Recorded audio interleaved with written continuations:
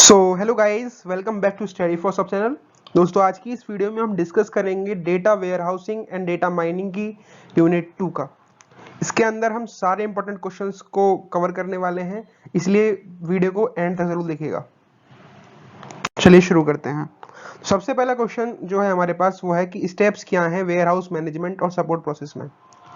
तो काफी सारे स्टेप्स हम एक एक करके पढ़ते हैं। सबसे पहला स्टेप है issue tracking and resolution. Issue tracking and resolution का मतलब होता है कि जब हम कोई भी वेयरहाउस मैनेजमेंट का सपोर्ट प्रोसेस बनाने वाले होते हैं तो सबसे पहले हमें ये देखना पड़ता है कि इश्यू क्या क्या आ सकते हैं और उनको कैसे सॉल्व किया जा सकता है।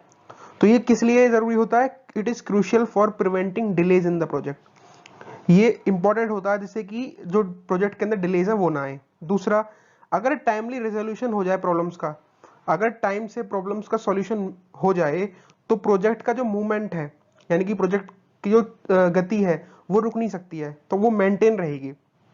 इसीलिए सबसे पहला स्टेप होता है कि अगर हमारे वेयर हाउस मैनेजमेंट या सपोर्ट प्रोसेस के अंदर सबसे पहले हमको इश्यू को ट्रैक करना है कि भाई क्या क्या प्रॉब्लम्स आ सकती हैं और उनको कैसे सॉल्व किया जा सकता है।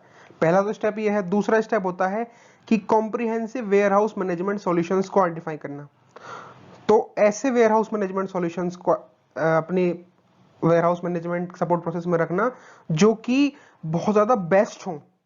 ठीक है, यानी कि it incorporates industry best practices. इसके अंदर क्या क्या आता है? Distribution, inventory management, workforce management, business support services, ये सारे कॉम्प्रिहेंसिव वेयरहाउस मैनेजमेंट सॉल्यूशंस के अंदर आते हैं। तीसरा स्टेप होता है फंडामेंटल वेयरहाउस प्रोसेसेस।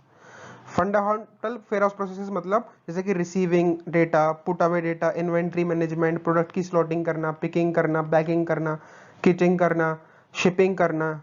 तो ये सारी चीजें जब ऑप्टिमाइज हो जाती हैं तो उससे क्या होता है? स्ट्रीमलाइन ऑपरेशन बनता है, जिसकी वजह से कॉस्ट भी रिड्यूस हो जाती है और ऑर्डर की एक्यूरेसी भी इंप्रूव हो जाती है। ठीक है, तो पहला तो है इश्यू ट्रैकिंग एंड रिसोल्यूशन, दूसरा है कॉम्प्रिहेंसिव वेयरहाउस मैनेजमेंट सॉल्यूशन, तीसरा है फंडामेंटल वेयरहाउस प्रोसेसेस, चौथा है वेयरहाउस मैनेजमेंट सॉफ्टवेयर, यानी कि हमारे पास एक ऐसा सॉफ्टवेयर होना चाहिए जो कि इस इन्वेंट्री मैनेजमेंट को एफिशिएंटली चलाता रहे। यानी कि क्या हो? एक ऐसा वेयर हाउस मैनेजमेंट सॉफ्टवेयर हो जो कि एफिशिएंटली इन्वेंट्री मैनेजमेंट को चलाता रहे। दूसरा इसका पॉइंट क्या है कि it enables maintaining optimal stock level, barcode scanning for accurate counts and real time inventory updates. तो क्या करना चाहिए? एक ऐसा सॉफ्टवेयर होना चाहिए वेयर हाउस मैनेजमेंट के अंदर जो क्या करे? एफिशिएंटली इन्वेंट्री मैनेजमेंट को इनेबल कर दे। ठीक है, पांचवा है हमारे पास स्टेप, वो है warehouse statics and reports. Warehouse statics and reports, अगर आपको नोट्स की जरूरत है तो आप स्क्रीनशॉट ले सकते हैं, आपके लिए बहुत ज्यादा बेहतर रहेगा और एग्जाम टाइम पे बहुत ज्यादा काम आने वाले हैं, इसलिए इनको जरूर रखिएगा अपने पास।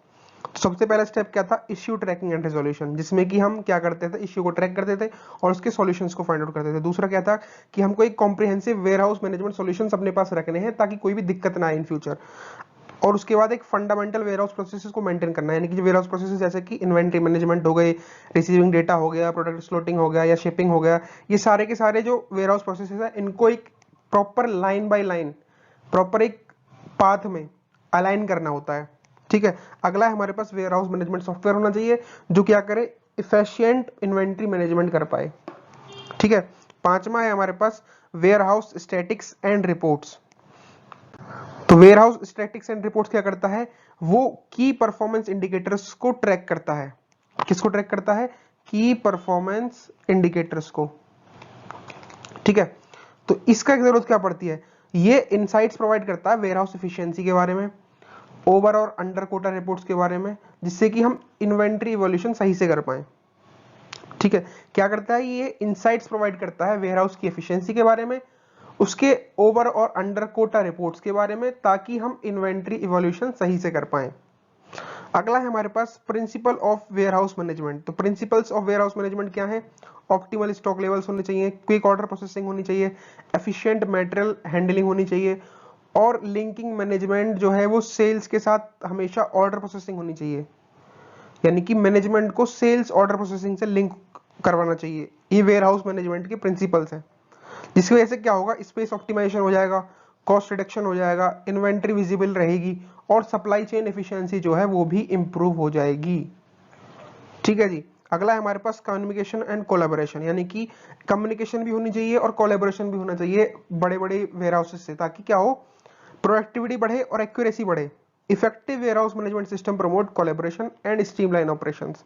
अगला है हमारे पास यूजर फ्रेंडली इंटरफेस होना चाहिए हमारे पास, जिससे कि लोग उसको अडॉप्ट कर पाए और इफिशियंसी हो अमंग वेयर हाउस स्टाफ उसको यूज करने की। उसके बाद दूसरा पॉइंट क्या कहता है, ensure smoother integration of advanced hardware and software solutions, जिससे कि स्मूथर इंटीग्रेशन हो पाए एडवांस्ड हार्डवेयर और सॉफ्टवेयर सॉल्यूशंस का। आई होप इतना आप समझ गए होंगे। अगला है हमारे पास इसके ओवरऑल बेनिफिट्स, यानी कि अगर इन सबको बेनिफिट्स को देखा जाए तो प्रोडक्टिविटी एनहेंस हो जाती है, एक्यूरेसी बढ़ती है और सेफ्टी भी बढ़ती है वेयर हाउस ऑपरेशन के अंदर, जिसकी वजह से सक्सेसफुल प्लानिंग, इंप्लीमेंटेशन और extension of data warehouse projects भी हो सकता है, वो फैसिलिटी भी आ जाती है। तो ये हमारे पास बेसिकली 9 स्टेप्स हैं, इनको आप याद कर लेना, बहुत इंपॉर्टेंट है ये question exam point of view से, ठीक है। इसलिए प्लीज इसको प्लीज याद कर लेना, और नोट्स एकदम सही हैं, इनको आप लाइन बाय लाइन याद कर लेना। इश्यू प्लानिंग हो गया, सबसे पहला था हमारा, तो ऐसे एक एक करके सारे याद कर लेना। हम बात करते हैं डेटा वेयरहाउस प्लानिंग की, कि कैसे हम डेटा वेयरहाउस प्लानिंग करते हैं। सबसे पहला स्टेप होता है डेटा वेयरहाउस प्लानिंग में, ये भी बहुत इंपॉर्टेंट क्वेश्चन है, ये दो इंपॉर्टेंट क्वेश्चन बहुत ज्यादा इंपॉर्टेंट क्वेश्चन है एग्जाम पॉइंट ऑफ व्यू से, तो इनको जरूर देखना। सबसे पहला है रिक्वायरमेंट एनालिसिस और कैपेसिटी प्लानिंग। सबसे पहले हमको रिक्वायरमेंट की एनालिसिस करनी है और अपनी कैपेसिटी की प्लानिंग करनी है, ये पहला डेटा वेयरहाउस प्लानिंग का पहला स्टेप है, जिसमें हम एंटरप्राइज की नीड्स को डिफाइन करते हैं, आर्किटेक्चर कैसा होगा डेटा वेयरहाउस का उसको डिफाइन करते हैं, और टूल्स कौन कौन से यूज किए जाएंगे उसको चलाने के लिए उसको डिफाइन करते हैं, और हम एक एस्टिमेट डेटा ग्रोथ निकालते हैं, करंट वॉल्यूम को भी एक्सेस करते हैं ताकि एफिशिएंट स्टोरेज हो पाए हमारे पास। तो पहला स्टेप कंप्लीट हुआ। उसके बाद क्या करेंगे, डेटा मॉडलिंग, यानी कि हम विजुलाइज करते हैं डेटा के डिस्ट्रीब्यूशन को और डिजाइन डेटाबेसेस को, ठीक है, जिससे कि क्या होता है कि डेटा को हम एक यूजफेबल फॉर्मेट में क्या करेंगे, मॉडल कर देंगे। हमारे पास डेटा आ गया, ठीक है, अब उसको हम एक यूजफुल फॉर्मेट में मॉडलिंग कर देंगे उसकी, ताकि उसका एनालिसिस प्रॉपरली हो पाए, ठीक है।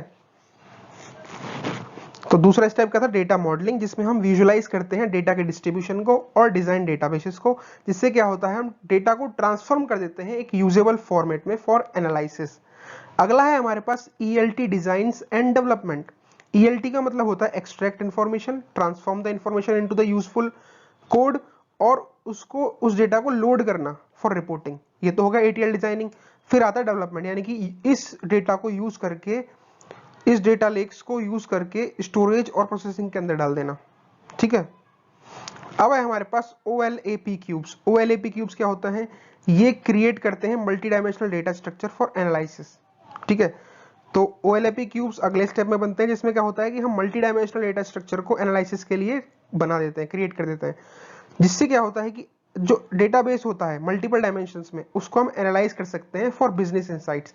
किसी भी बिजनेस के लिए हम क्या कर सकते हैं, जो मल्टीपल डायमेंशंस का डेटा है, मल्टीपल डायमेंशंस का जो डेटा है उसको एनालाइज कर सकते हैं बिजनेस की इनसाइट्स लेने के लिए, ठीक है।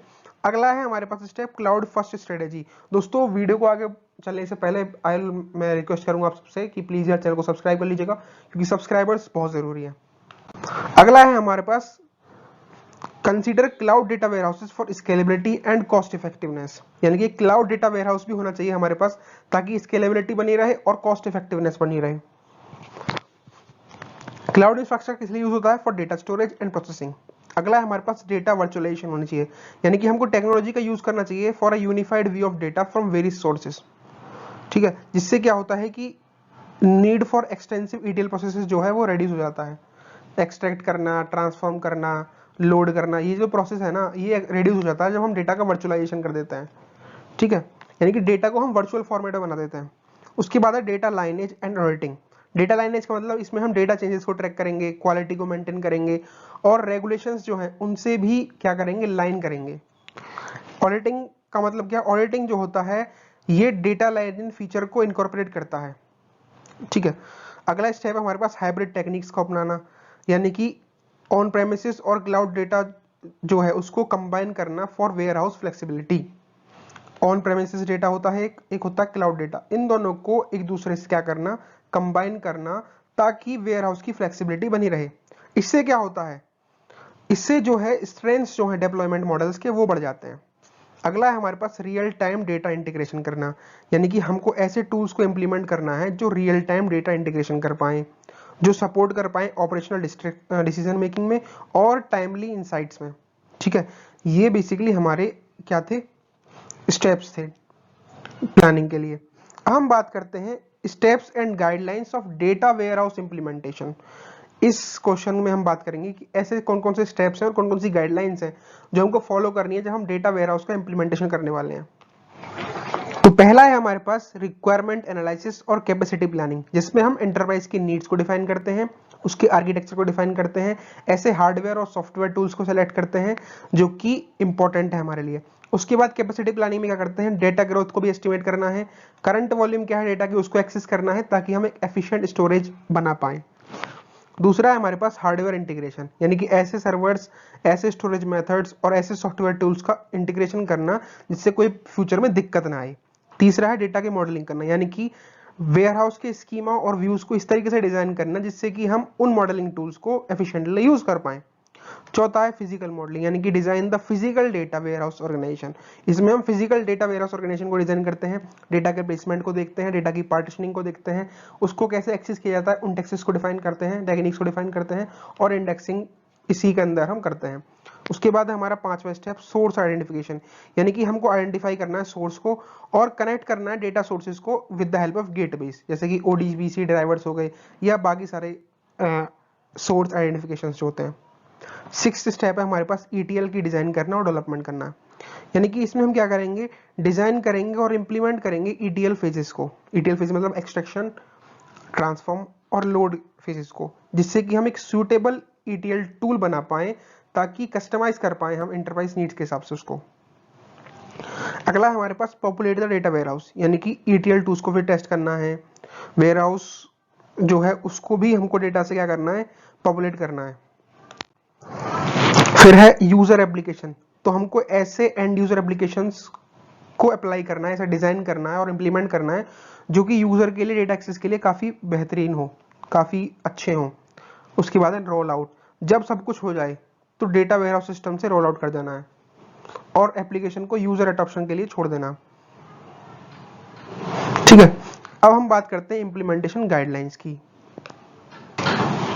तो अब हम बात करेंगे इंप्लीमेंटेशन गाइडलाइंस की। तो सबसे पहली गाइडलाइन क्या है कि बिल्ड इंक्रीमेंटली, यानी कि हमको डेटा मार्ट्स भी क्रिएट करने फॉर स्पेसिफिक प्रोजेक्ट्स। दूसरा implement and implement enterprise data warehouse internally allowing all data marts to extract information from it. सबसे पहले इंप्लीमेंटेशन गाइडलाइंस की बात करें तो हमको जो अपना डेटा वेयरहाउस सिस्टम है उसको इंक्रीमेंटली बिल्ड करना है, यानी कि डेटा मार्ट्स को क्रिएट करना है फॉर स्पेसिफिक प्रोजेक्ट्स और उनको इंप्लीमेंट करना है एंटरप्राइज डेटा वेयरहाउस के हिसाब से, जिससे कि सारे डेटा मार्ट जो हैं वो इंफॉर्मेशन एक्सट्रैक्ट कर पाए उसको। दूसरा हमको चैंपियन की जरूरत पड़ती है, नीड ए चैंपियन, यानी कि appoint a champion who actively researches projects cost and benefits. एक ऐसे बंदे को अपॉइंट करना है जो एक्टिवली रिसर्च करे प्रोजेक्ट की कॉस्ट को और उसके बेनिफिट्स को और कोलैबोरेशन को ड्राइव करे अक्रॉस एंटरप्राइजेस यूनिट्स, जिससे कि सक्सेसफुल इंप्लीमेंटेशन हो पाए। इसलिए हमको चैंपियन की नीड पड़ती है। ये आपको यार याद करने पड़ेंगे क्योंकि याद करने से हो पाएगा, बहुत जरूरी है। फिर हमको सीनियर मैनेजमेंट सपोर्ट की जरूरत पड़ती है, यानी कि हमको फुल सपोर्ट चाहिए सीनियर मैनेजमेंट से और सिग्नल कमिटमेंट चाहिए प्रोजेक्ट के लिए। उसके बाद हमको डेटा क्वालिटी को भी इंश्योर करना है, मतलब क्लीन डेटा को ही लोड करना है, हाई क्वालिटी रिकॉर्ड्स रखने हैं। पांचवा है हमारे पास कॉर्पोरेट स्ट्रेटेजी से भी अलाइन करना है, यानी कि जो हमारा प्रोजेक्ट है वो कॉर्पोरेट की स्ट्रेटेजी से भी अलाइन होना चाहिए। उसके बाद हमको बिजनेस प्लान क्रिएट करना है, यानी कि आउटलाइन कॉस्ट क्या रहेंगी हार्डवेयर की, सॉफ्टवेयर की या पीपलवेयर की, फिर उससे एक्सपेक्टेड बेनिफिट्स कौन कौन से हो सकते हैं, उस प्रोजेक्ट को अचीव करने के लिए एक प्लान भी डेवलप करना है। तो ये तो हो गए हमारे क्या इंप्लीमेंटेशन गाइडलाइंस। उसके बाद हमको ट्रेनिंग को प्रायोरिटाइज करना है, यानी कि यूजर्स को ट्रेन करना है ताकि डेटा वेयरहाउस को एफिशिएंटली वो यूटिलाइज कर पाए। उसके बाद है अडेप्टेबिलिटी को बिल्ड करना। अडेप्टेबिलिटी को बिल्ड करने के क्या मतलब है कि हमको ऐसे डिजाइन्स को फ्लेक्सिबल बनाना है कि जो लोग अगर उसके अंदर चेंजेस आ रहे हैं तो लोग उसको इजीली अडेप्ट कर पाए। उसके बाद है जॉइंट मैनेजमेंट, यानी कि आईटी और बिजनेस प्रोफेशनल्स को इन दोनों को इन्वॉल्व करना है ताकि एफिशिएंटली हमारा जॉइंट मैनेजमेंट हो पाए। आई होप आप इतना समझ गए होंगे गाइस। वीडियो को शुरू करने से पहले यार मैं दोबारा से एक रिक्वेस्ट करूंगा कि प्लीज सब्सक्राइब करिए, क्योंकि सब्सक्राइबर्स बहुत जरूरी है।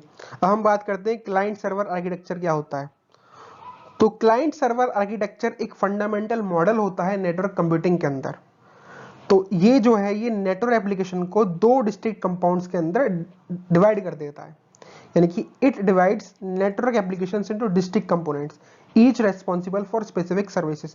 तो क्लाइंट सर्वर आर्किटेक्चर क्या है? एक फंडामेंटल मॉडल है नेटवर्क कंप्यूटिंग में। इस मॉडल के अंदर एक क्लाइंट होता है और एक सर्वर होता है। क्लाइंट मतलब हमारा डिवाइस, यानी कि कंप्यूटर, टैबलेट, स्मार्टफोन, जो कि उस एप्लीकेशन से इंटरेक्ट कर रहे हैं। ठीक है, तो क्लाइंट क्या है? क्लाइंट है हम। जैसे मान के चलो ये कंप्यूटर रखा है और हम उसको चला रहे हैं, तो हम कौन है? उसके क्लाइंट हो गए हम। और जहां से डेटा आ रहा है वो सर्वर है। ठीक है, सर्वर क्या है?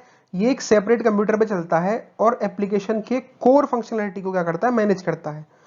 ये प्रोसेस करता है क्लाइंट की रिक्वेस्ट को, डेटा को मेंटेन करने के लिए, और ओवरऑल सिस्टम इंटीग्रिटी को भी ये क्या करता है? इंश्योर करता है। तो कम्युनिकेशन जो होता है क्लाइंट और सर्वर के बीच में, वही एक रिजेंबल करता है कम्युनिकेशन को, जिसमें क्लाइंट जो है, क्लाइंट क्या करेगा? वो रिक्वेस्ट सेंड करेगा सर्वर के पास और सर्वर करेगा रेस्पॉन्ड उसको। जैसे हम इंटरनेट चलाते हैं, हमने सर्च किया, कोई भी हमने क्वेरी सर्च कर ली, ठीक है, हमने सर्च डाला, तो हम कौन है? क्लाइंट। तो हमारा जो गूगल है वो क्या करेगा? उस पार्टिकुलर इंफॉर्मेशन के रिगार्डिंग हमको रेस्पॉन्ड कर देगा। तो गूगल क्या? एक सर्वर हो गया वहां पे। ठीक है, तो ये बेसिकली क्लाइंट सर्वर आर्किटेक्चर होता है। इसके एडवांटेजेस क्या है? जैसे कि आप देख पा रहे हैं ना, ये है क्लाइंट सर्वर आर्किटेक्चर का डायग्राम। इसको बना के एक सर्वर है जिससे काफी सारे क्लाइंट्स कनेक्टेड हैं इंटरनेट की हेल्प से। ठीक है, तो क्लाइंट ने कोई रिक्वेस्ट भेजी, सर्वर उसको क्या करेगा? सर्वर क्या करेगा? उसको रेस्पॉन्ड करेगा। इसके एडवांटेजेस क्या है? ये रिलायबल होता है, क्योंकि इसके अंदर सेंट्रलाइज सर्वर्स होते हैं जो कि रिलायबिलिटी को एनहेंस करते हैं। ये स्केलेबल होता है, यानी कि एडिशनल सर्वर जो हैं वो इंक्रीज लोड को हैंडल कर पाते हैं। ये कंट्रोल में रहता है, यानी कि administrations have better control over security and data management, यानी कि इसके अंदर सिक्योरिटी अच्छी खासी होती है और डेटा मैनेजमेंट अच्छा खासा होता है। इसके एडवांटेज है, ये काफ़ी एफिशिएंट होता है। इसके अंदर डेटा रिकवरी होती है। अगर हमारे फ़ोन से डेटा चला गया और हमारे पास बैकअप था उसका, तो हम उसको ईजिली बैकअप कर पाएंगे। इसके डिसएडवांटेज क्या है? ये कॉस्टली होता है। इसके अंदर मेंटेनेंस की कम्प्लेक्सिटी आती है। ठीक है, क्योंकि इसके अंदर सर्वर मैनेजमेंट को करने के लिए एक्सपर्टीज की जरूरत पड़ती है। इसके अंदर रिसोर्स डाउन टाइम होता है, यानी कि कभी कभी अगर सर्वर फेल हो जाए तो उससे क्लाइंट्स को दिक्कत आती है। स्केलेबिलिटी चेंजेस, यानी कि अगर लार्ज नेटवर्क पे हम इसको चलाना चाहते हैं तो काफी कॉम्प्लेक्स होता है। तो इसके डिसएडवांटेजेस हैं। आई होप इतना समझ गए होंगे, क्योंकि ये इंपॉर्टेंट है, इनको याद करते रहना। सारे जो क्वेश्चंस बताऊंगा ना, एग्जाम पॉइंट ऑफ व्यू से एकदम इंपॉर्टेंट है। इन सबको आप आराम से 10 से 15-20 मिनट के अंदर आप अगर नोट्स बना लेते हैं ना, तो आराम से रिवाइज कर सकते हैं। ऐसी कोई बहुत ज्यादा बड़ी बात नहीं है। अगले बढ़ते हैं, तो हमारे पास बात करेंगे हम क्लाइंट सर्वर आर्किटेक्चर कितने टाइप्स के होते हैं। तो बेसिकली हमारे पास 3 टाइप के क्लाइंट सर्वर आर्किटेक्चर होते हैं, एक एक करके पढ़ते हैं सबको। सबसे पहला है टू टायर आर्किटेक्चर। ये एक सिंपल मॉडल होता है जहां पे क्लाइंट डायरेक्टली कम्युनिकेट कर सकता है विद द सर्वर। तो टू टायर आर्किटेक्चर क्या है? ये एक सिंपल मॉडल है जिसके अंदर क्लाइंट डायरेक्टली कम्युनिकेट कर सकता है सर्वर के साथ। तो क्लाइंट जो है वो प्रेजेंटेशन ले रहा है, यानी कि यूजर इंटरफेस को हैंडल करता है, वहीं सर्वर मैनेज करता है डेटा की स्टोरेज को और प्रोसेसिंग को। ठीक है, ये कॉमनली यूज होता है स्मॉल स्केल एप्लीकेशंस के लिए। आपको 3 पॉइंट याद रखने हैं। अब इसके एडवांटेजेस की बात करें, ये स्केलेबल होता है, यानी कि इसको इजी से हम स्केल कर सकते हैं अप और डाउन। ये फ्लेक्सिबल होता है, यानी कि कंपोनेंट जो है इसके अंदर ऐड भी किए जा सकते हैं, डिलीट भी किए जा सकते हैं, अपडेट भी किए जा सकते हैं, इसलिए फ्लेक्सिबल होता है। तीसरा, इसके अंदर मिनिमल ऑपरेटर इंटरवेंशंस होते हैं, यानी कि इसको सिंपली मेंटेन किया जा सकता है और सिंपली इसको मैनेज किया जा सकता है। डिसएडवांटेजेस की बात करें तो परफॉर्मेंस डिग्रेडेशन होता है। अगर यूजर लोड हैवी हो जाता है तो सर्वर की जो रेस्पॉन्सिवनेस है वो कम हो जाएगी, जिससे कि डेटा की इंटीग्रिटी जो है वो क्या होती है? अफेक्ट हो जाती है। तो ये इसके डिसएडवांटेज है। ये टू टायर आर्किटेक्चर का डायग्राम हम इसको बना सकते हैं। डेटाबेस है, यहाँ पे काफी सारे क्लाइंट्स हैं। तो क्लाइंट्स क्या रिजेंबल कर रहे हैं? क्लाइंट्स प्रेजेंटेशन लेयर को बताते हैं। सर्वर क्या करता है? सर्वर डेटाबेस को मैनेज कर रहा होता है, डेटा की स्टोरेज कर रहा होता है, डेटा की प्रोसेसिंग कर रहा होता है। तो ये बेसिकली हमारे पास क्या है? ये डायग्राम है, इसको आप बना के आइएगा। बहुत एग्जाम पॉइंट ऑफ व्यू से बहुत इंपॉर्टेंट है ये सारे के सारे। ठीक है, अब दूसरा टाइप का आर्किटेक्चर जो होता है वो होता है 3 टायर आर्किटेक्चर। मतलब types of client server architecture पढ़ रहे थे ना हम, तो पहला पढ़ा हमने 2 टायर, अब पढ़ रहे हैं हम 3 टायर आर्किटेक्चर। तो इस आर्किटेक्चर के अंदर हम सिस्टम को 3 लेयर्स में डिजाइन करते हैं। एक होती है प्रेजेंटेशन टायर, दूसरी होती है एप्लीकेशन टायर लेयर, तीसरी होती है डेटा लेयर। तो प्रेजेंटेशन लेयर यानी कि क्लाइंट साइड को हम प्रेजेंटेशन लेयर बोल देंगे। एप्लीकेशन लेयर यानी कि मिडिल लेयर होती है जिसके अंदर बिजनेस के लॉजिक होते हैं और रिक्वेस्ट जो है क्लाइंट्स की उसको प्रोसेस करने के लिए काम आता है। डेटा लेयर क्या होता है, वो डेटा स्टोरेज और डेटा के रिट्रीवल को मैनेज करता है। और ये 3 टायर आर्किटेक्चर जो है ये लार्जर एप्लीकेशंस के लिए सूटेबल होता है, जिससे कि बेटर स्केलेबिलिटी बन जाती है और सेपरेशन हो जाता है कंसर्न्स का। ये 3 टायर आर्किटेक्चर का क्या है डायग्राम है, जिसमें क्लाइंट क्या है, ये प्रेजेंटेशन लेयर को शोकेस कर रहा है। सर्वर क्या करेगा, ये क्लाइंट की रिक्वेस्ट को मैनेज करेगा और सर्वर डेटाबेस से डेटा उठाएगा और क्लाइंट को दे देगा। तो डेटाबेस क्या है, ये डेटा की स्टोरेज और रिट्रीवल को मैनेज कर रहा है। ये डायग्राम आपको बना के आना है। इसके एडवांटेजेस की बात करें तो ये स्केलेबल होता है, डेटा की इंटीग्रिटी मेंटेन होती रहती है इसके अंदर हमेशा, यानी कि केवल रिलेवेंट डेटा अपडेट होगा डेटाबेस के अंदर। इसके अंदर सिक्योरिटी बहुत ज़्यादा एनहेंस होती है। इसके अंदर बिजनेस लॉजिक का सेंट्रलाइजेशन होता है, ठीक है, क्योंकि ये सिक्योरली बिजनेस के लॉजिक को स्टोर कर लेता है। इसके अंदर लोड बैलेंसिंग होती है, इसको हम इजीली मेंटेन कर सकते हैं। ये इसके एडवांटेजेस हैं, ठीक है। डिसएडवांटेजेस की बात करें तो इसको चलाना काफी कॉम्प्लेक्स होता है, यानी कि 3 टायर्स का जो आर्किटेक्चर है उसको बनाना काफी चैलेंजिंग है। इसके लिए हमको एडिशनल स्टोरेज चाहिए होती है, क्योंकि जो रिकनसाइल्ड लेयर्स होती हैं वो एक्स्ट्रा स्पेसेस लेती हैं, ठीक है। तो ये इसके डिसएडवांटेजेस हैं। अगला है हमारे पास डिस्ट्रीब्यूटेड आर्किटेक्चर, यानी कि इसके अंदर मल्टीपल सर्वर्स होते हैं जो कि डिस्ट्रीब्यूटेड होते हैं डिफरेंट डिफरेंट लोकेशंस पे। इसमें क्लाइंट इंटरेक्ट करता है काफी सारे सर्वर्स के साथ बेस्ड ऑन देयर नीड्स। तीसरा पॉइंट इसका कि ये फॉल्ट टॉलरेंस को प्रोवाइड करता है और लोड बैलेंसिंग को प्रोवाइड करता है। चौथा, इसको हम लार्ज स्केल सिस्टम्स में यूज करते हैं। ये होगा डिस्ट्रीब्यूटेड आर्किटेक्चर। इसके एडवांटेजेस क्या है, बेटर परफॉर्मेंस देता है, कॉस्ट की इफेक्टिविटी बढ़ा देता है, एफिशिएंसी अच्छी होती है इसके अंदर, स्केलेबल होता है, रिलायबल होता है। इसकी ज्योग्राफिकल डिस्ट्रीब्यूशन होती है, यानी कि सर्विसेज जो हैं यूजर डिफरेंट लोकेशन से भी इसको ले सकता है इसकी सर्विसेज को। रिड्यूस्ड कॉस्ट, यानी कि एक्सिस्टिंग रिसोर्सेज से ही इसको यूज किया जा सकता है, ठीक है। तो ये इसके एडवांटेजेस हैं। बात करें डिसएडवांटेजेस की, तो इसके चलाने के जो मैनेजमेंट चाहिए वो बहुत ज़्यादा चैलेंजिंग होता है, क्योंकि इसके अंदर कॉम्प्लेक्सिटी होती है ड्यू टू डिसेंट्रलाइजेशन। ये लेस एफिशिएंट होता है फॉर सर्टेन एप्लीकेशंस। तीसरा, इसके अंदर डेटा कंसिस्टेंसी और सिक्योरिटी चैलेंजेस आते हैं। चौथा, सिंगल पॉइंट ऑफ फेलियर, यानी कि अगर इसके अंदर सिंगल पॉइंट ऑफ फेलियर भी होता है। ये इसके डिसएडवांटेजेस हैं, ठीक है। तो आपको ये याद करने तो 3 टाइप के आर्किटेक्चर हमारे पास, 2 टायर, 3 टायर और डिस्ट्रीब्यूटेड आर्किटेक्चर। बढ़ते तो बस बेस्ड मल्टी प्रोसेसर, इसके अंदर नोड्स जो हैं वो कनेक्टेड होते हैं यूजिंग अ शेयर्ड बस। चलो दोबारा से पढ़ते हैं। तो टाइप्स की बात करते हैं तो types of distributed memory architecture में पहला टाइप है ऑन चिप मेमोरी, जिसके अंदर हर प्रोसेसिंग नोड के पास अपनी एक लोकल मेमोरी होती है। बस बेस्ड मल्टी प्रोसेसर की बात करें तो हर नोड एक बस से यानी कि शेयर्ड बस से कनेक्टेड है, जैसे कि ये है ना, तो इस शेयर्ड बस से कनेक्टेड है जहां से वो डेटा को ले सकती है। एक होता है रिंग बेस्ड मल्टी प्रोसेसर, यानी कि नोड जो है एक सर्कुलर रिंग बना देती हैं, एक नोड ये रही, एक नोड ये रही, एक नोड ये रही, एक नोड ये रही, ये सर्कुलर रिंग बना देते हैं, ठीक है। जिसमें डेटा जो है वो ट्रेवर्स एक दूसरे के साथ इस तरीके से रिंग शेप में क्या कर रहा होता है, ट्रेवल कर रहा होता है। अब हम बात करते हैं क्लस्टर सिस्टम की। क्लस्टर सिस्टम क्या होता है, तो क्लस्टर सिस्टम्स जो होते हैं वो सिमिलर होते हैं पैरेलल सिस्टम्स के, क्योंकि इनके पास मल्टीपल सीपीयूज होते हैं। क्लस्टर सिस्टम और पैरेलल सिस्टम के बीच में मेजर डिफरेंस क्या है कि क्लस्टर सिस्टम जो होते हैं वो 2 या 2 से ज्यादा इंडिविजुअल कंप्यूटर सिस्टम्स के साथ बनाए जा सकते हैं, और इनके पास इंडिपेंडेंट कंप्यूटर सिस्टम होते हैं और एक कॉमन स्टोरेज होती है जो कि एक साथ वर्क कर रही होती है। ये क्लस्टर सिस्टम होता है। इस तरीके से क्लस्टर सिस्टम है, स्टोरेज है, कंप्यूटर है, कंप्यूटर 2 है, कंप्यूटर 3 है, इस चारों में कनेक्टेड है आपस में। तो ये क्या है, क्लस्टर सिस्टम है। टाइप्स ऑफ क्लस्टर सिस्टम, तो बेसिकली 2 टाइप्स के क्लस्टर सिस्टम होते हैं, एक होती है एसिमेट्रिक क्लस्टरिंग सिस्टम और एक होती है सिमेट्रिक क्लस्टरिंग सिस्टम। अगर हम बात करें एसिमेट्रिक क्लस्टरिंग सिस्टम की, तो इस सिस्टम के अंदर one of the nodes in the cluster system is not hot stand by node and all the other run the required application, ठीक है। तो क्या मतलब है, यहाँ पे एक पार्टिकुलर नोड जो है वो स्टैंड बाय करती है और बाकी सारी जो सिस्टम्स हैं वो रिक्वायर्ड एप्लीकेशन पर रन कर रहे होते हैं, ठीक। एक होता है सिमेट्रिक क्लस्टरिंग सिस्टम।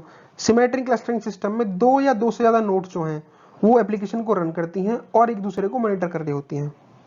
ये काफी ज्यादा एफिशिएंट होता है सिमेट्रिक सिस्टम से, क्योंकि ये हार्डवेयर को यूज कर रहा होता है कंप्लीटली, और कोई भी जो नोड है वो स्टैंड बाई पे नहीं रहती है, जबकि एसिमेट्रिक में एक नोड स्टैंड बाई पे रहती है। ठीक है, हम बात करते हैं डिस्ट्रीब्यूटेड डेटाबेस सिस्टम्स की। तो डिस्ट्रीब्यूटेड डेटाबेस सिस्टम क्या होता है, इसकी डेफिनेशन की बात करें तो एक distributed database spans multiple sites और computers. It appears as a single database to users even though it is distributed across locations। ठीक है, तो डिस्ट्रीब्यूटेड डेटाबेस क्या है, इसके अंदर हमारे पास जो डेटाबेस होगा वो डिस्ट्रीब्यूटेड होगा, जिसको बहुत सारे यूजर्स क्या कर रहे होंगे, यूज कर रहे होंगे। टाइप्स क्या है इसके, दो टाइप्स के होते हैं, होमोजीनियस और हेटेरोजीनियस। यानी कि होमोजीनियस की बात करें तो यूनिफॉर्म डेटा स्टोरेज रहेगा हर एक साइट के अंदर। हेटेरोजीनियस में क्या रहेगा, डिफरेंट सॉफ्टवेयर और स्कीमास ईच इज लोकेशंस पे क्या हो रहे होंगे, यूज करे जा रहे होंगे। बात करें स्टोरेज स्ट्रेटेजीज की तो दो टाइप्स की स्ट्रेटेजीज होती हैं, एक होती है रेप्लिकेशन, एक होती है फ्रेगमेंटेशन। यानी कि रेप्लिकेशन का मतलब काफी सारी कॉपीज जो है मल्टीपल साइट्स के अंदर रहेंगी, डेटा की काफी सारी कॉपीज हो जाएंगी, इसके पास भी कॉपी रहेगी, इसके पास भी रहेगी, इसके पास भी रहेगी, इसके पास भी रहेगी, इसके पास भी रहेगी, इसके पास भी रहेगी। फ्रेगमेंटेशन की बात करें तो डेटा की जो डेटा है उसको हम स्मॉलर पीसेस में क्या कर रहे होते हैं, डिवाइड कर देते हैं। इसके यूज केस की बात करें डिस्ट्रीब्यूटेड डेटाबेस सिस्टम्स की, तो ये एफिशिएंटली ग्लोबल एक्सेस के लिए काम आता है, ताकि कॉर्पोरेट मैनेजमेंट सिस्टम इजीली कर पाए। यानी कि ये ग्लोबल एक्सेस को एफिशिएंट बनाता है फॉर कॉर्पोरेट मैनेजमेंट सिस्टम्स। ये इसका डायग्राम है, आपको ये बना के आना है एग्जाम में। तो डिस्ट्रीब्यूटेड डेटाबेस सिस्टम्स क्या है, डिस्ट्रीब्यूटेड डेटाबेस सिस्टम वो सिस्टम होते हैं जहां पे डेटाबेस जो है वो डिस्ट्रीब्यूटेड है बिटवीन मल्टीपल कंप्यूटर्स। ठीक, दो टाइप्स का होता है, होमोजीनियस, हेटेरोजीनियस। होमोजीनियस में क्या होता है, डेटा स्टोरेज यूनिफॉर्म होता है हर साइट के बीच में। हेटेरोजीनियस में क्या होता है कि हर एक लोकेशन जो उस डेटाबेस से डेटा को ले रही है उसके पास डेटा को लेने के लिए डिफरेंट सॉफ्टवेयर से यूज हो रहा होगा और डिफरेंट स्कीमास का यूज हो रहा पाएगा। तो ये हमारे पास इसका क्या है, वे है। हम बात करते हैं वेयरहाउस सॉफ्टवेयर टूल्स की। तो ये जो टूल होते हैं वो अलाउ करते हैं डेटा की सोर्सिंग के लिए, उसके फॉर्मेशन के लिए, फॉर्मेट्स के लिए। तो the tools that allow sourcing of data contents, ऐसे टूल्स जो डेटा कंटेंट्स के सोर्सिंग को अलाउ करें, फॉर्मेट को एक्यूरेटली बनाए रखें, and external data stores into data warehouse have to perform several essential task that contain data की consideration और इंडिकेशन करना, डेटा को ट्रांसफॉर्म करना एक फॉर्म से दूसरी फॉर्म में, डेटा का ट्रांसफॉर्मेशन और कैलकुलेशन करना based on the functions of business rules that force transformation. तो वेयरहाउस सॉफ्टवेयर टूल्स क्या हैं, ये ऐसे टूल्स होते हैं जो कि डेटा की सोर्सिंग को अलाउ करते हैं, उसके फॉर्मेट्स को एक्यूरेटली अलाउ करते हैं और डेटा के स्टोरेज को भी अलाउ करते हैं। तो इससे क्या होता है, डेटा को कंसोलिडेट किया जा सकता है, डेटा को इंटीग्रेट किया जा सकता है, डेटा को एक फॉर्म से दूसरी फॉर्म में ट्रांसफर किया जा सकता है, डेटा की कैलकुलेशन की जा सकती है, मेटा डेटा का सिंक्रोनाइजेशन करा सकता है और मैनेजमेंट करा सकता है, जिसके अंदर storing, updating, transformation actions, loading formats और इवेंट्स, ये सारे के सारे जिन टूल्स की मदद से हो रहे होंगे उनको हम बोलते हैं वेयरहाउस सॉफ्टवेयर टूल्स। तो वेयरहाउस सॉफ्टवेयर टूल्स क्या कर रहे हैं, वो ऐसे टूल्स हैं जो कि डेटा को सोर्स कर लेते हैं, ठीक है, उसके एक्सटर्नल स्टोरेज बनाते हैं।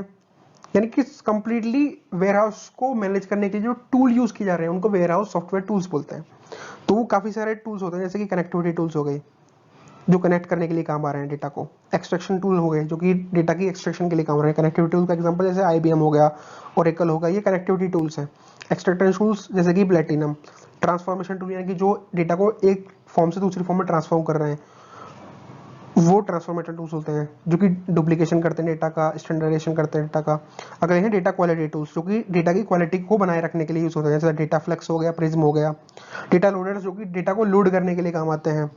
डेटा एक्सेस और रिट्रीवल टूल्स यानी कि डेटा को एक्सेस करने के लिए और डेटा से इन्फॉर्मेशन निकालने के लिए जो टूल्स यूज हो रहे हैं उन्हें डेटा एक्सेस और रिट्रीवल टूल्स को बोलते हैं, जैसे कि OLAP हो गया या रिपोर्टिंग टूल्स हो गए।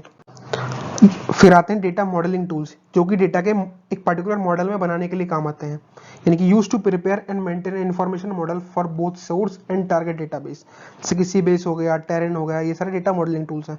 अगले हैं वेयरहाउस मैनेजमेंट टूल्स जैसे कि रेडब्रिक सिस्टम, पाइनकोन सिस्टम, बाकी सारे। चलिए बात करते हैं various warehouse schema design techniques. तो स्कीमा डिजाइन टेक्निक काफी सारी होती हैं, हम 3 पढ़ने वाले हैं। पहला है स्टार स्कीमा, जहां पे एक सेंट्रल फैक्ट टेबल होता है। ये मैंने फर्स्ट यूनिट के अंदर भी पढ़ाया था, अगर आपने फर्स्ट यूनिट नहीं देखी है तो लिंक डिस्क्रिप्शन बॉक्स में है, वहां से जाकर देख सकते हैं। और अगर आप वहां से पढ़ लेते हैं तो आपको ये समझना बहुत आसानी रहेगा, क्योंकि वहां पे मैंने डायग्राम्स वगैरह के हिसाब से सब तरीके से समझाया हुआ है, तो प्लीज उसको भी रेफर करिएगा। स्टार स्कीमा होता है, इसके अंदर एक सेंट्रलाइज फैक्ट टेबल होता है, बाकी सारे डायमेंशनल टेबल से ये क्या होता है, कनेक्टेड होता है। ये लार्ज डेटा सेट्स की क्वेरी को ऑप्टिमाइज करने के लिए काम आता है। इसका स्ट्रक्चर सिंपल होता है और एक वन डायमेंशनल डायमेंशन टेबल का यूज करता है। स्नोफ्लेक की बात करें तो ये स्टार स्कीमा का ही एक्सटेंशन है। स्टार स्कीमा में क्या है हमारे पास, स्टार स्कीमा में तो हमारे पास सेंट्रल टेबल होता है, ठीक है। स्टार स्कीमा का हमारे पास एक सेंट्रल टेबल होता है, वो जो कि कनेक्टेड होता है काफी सारे डायमेंशन टेबल से। लेकिन स्टार स्नोफ्लेक स्कीमा में क्या होता है कि जो डायमेंशन टेबल है उनको हम नॉर्मलाइज कर देते हैं। ये यूजफुल होता है स्टोरेज एफिशिएंसी के लिए, रिडंडेंसी इसके अंदर रिड्यूस हो जाती है और क्वेरी कॉम्प्लेक्सिटी जो है वो इंक्रीज हो जाती है स्नोफ्लेक स्कीमा के अंदर। अगला है हमारे पास गैलेक्सी स्कीमा, जिसको हम फैक्ट कॉन्स्टलेशन में बोलते हैं, यानी कि इसके अंदर हम मल्टीपल फैक्ट टेबल्स को कंबाइन करते हैं, ठीक है। ये फ्लेक्सिबिलिटी प्रोवाइड करता है, लेकिन इसको मैनेज करना कॉम्प्लेक्स होता है। इन डिटेल आपको अगर पढ़ना है तो आप यूनिट फर्स्ट वाले जो वीडियो है उसको प्लीज रेफर करिएगा, तो आपके लिए बहुत अच्छा होगा। बात करें नोट्स की यार, तो नोट्स आप स्क्रीनशॉट ले सकते हैं और आराम से आप पढ़ सकते हैं। Thank you guys for watching the video, please subscribe channel, क्योंकि सब्सक्राइबर्स बहुत जरूरी हैं। Keep smiling and best of luck for your exams.